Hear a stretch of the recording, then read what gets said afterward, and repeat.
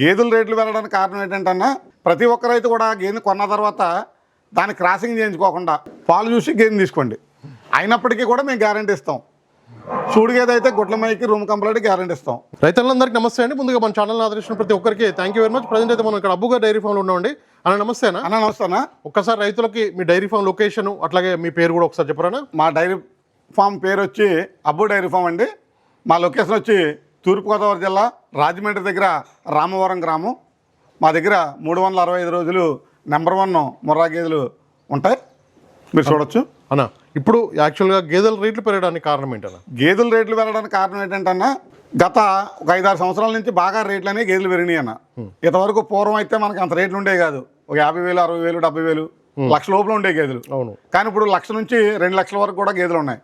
ఆ పెరగడానికి కారణం ఏంటంటే ప్రతి ఒక్క రైతు కూడా గేదెని కొన్న తర్వాత దాన్ని క్రాసింగ్ చేయించుకోకుండా పాలు తీసుకొని కటింగ్ అమ్మేస్తూ ఉన్నారు. ఓకే. ఈ కటింగ్ అమ్మేయడం వల్ల ఏమవుతుందంటే గేదె అంతరించిపోతూ ఉంది. ఆ గేదె తగ్గిపోవడం వల్ల రేట్లు అనేవి పెరుగుతూ వస్తూ ఉన్నాయన్న.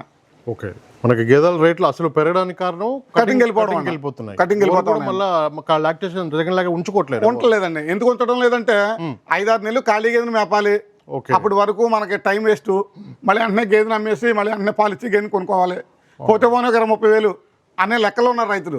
అలా కాదన్న, గేదె రేటు పెరగడం అనేది మన కాలాన్ని బట్టి రేట్లు పెరుగుతూనే ఉంటాయి. కానీ ప్రతి ఒక్క రైతు కూడా చేసేది ఏంటంటే గేదెని కొన్న తర్వాత 4-5 నెలలు పాలు తీసుకొని కంపల్సరీ క్రాసింగ్ చేయించాలండి. ఓకే. క్రాసింగ్ చేయించినట్లయితే మన దగ్గర 2-3 ఈతలు ఆ గేదె మనం ఉంచుకుంటే దాంట్లో లాభం అనేది మనకి కనపడుతుంది. ఏ సంవత్సరానికి ఆ సంవత్సరం కొని అమ్మేస్తే లాభం అనేది కనపడదండి డైరీ ఫామ్ పెట్టే వాళ్ళకి. అవును. ప్రతి ఒక్కరు కూడా గేదెల్ని 10 గేదెలు కొన్నారనుకోండి, మ్యాక్సిమం 7-8 గేదెలన్నా క్రాసింగ్ చేయించాలి.